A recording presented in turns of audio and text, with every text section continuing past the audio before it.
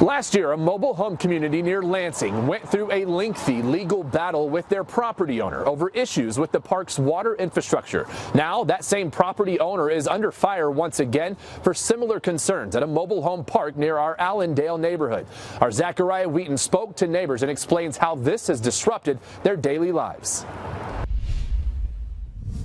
A woman living here at Talmadge Meadows Mobile Home Park near Allendale says her and her neighbors have been living without running water for months. And she says that's forced them to find new ways and new places to bathe, wash dishes, and even go to the bathroom. They have us living like animals. It's true.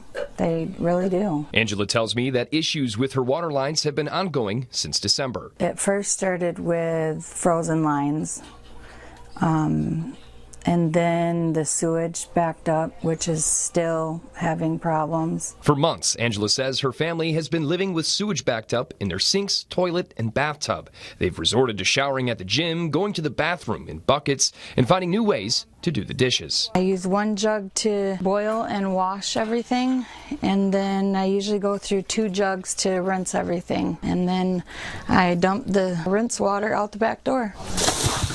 The park is reimbursing neighbors for any water-related purchases and has provided them with bottled water since the issues began. However, Angela and her neighbors, they say it took until February for the park to provide a place to shower, wash clothes, and use the bathroom, all of which residents have to schedule an appointment to use. I have several children. I don't have time to make an appointment to go shower. I mean, how do you schedule to use the bathroom? During these issues, residents say they've still had to pay their full rent, which includes their water fee.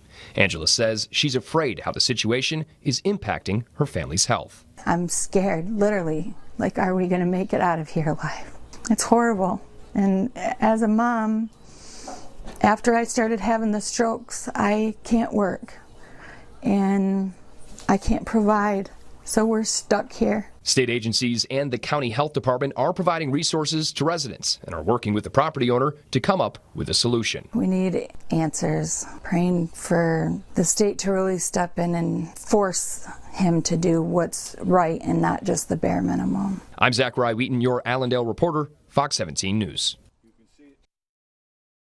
Zachariah did reach out to TIR Equities, who owns Talmadge Meadows. They said they, quote, understand how disruptive the recent water issues have been for residents and say restoring safe, full water service is their top priority. They say they are waiting for the State Department of Environment, Great Lakes, and Energy to approve their repair plan before making the fixes.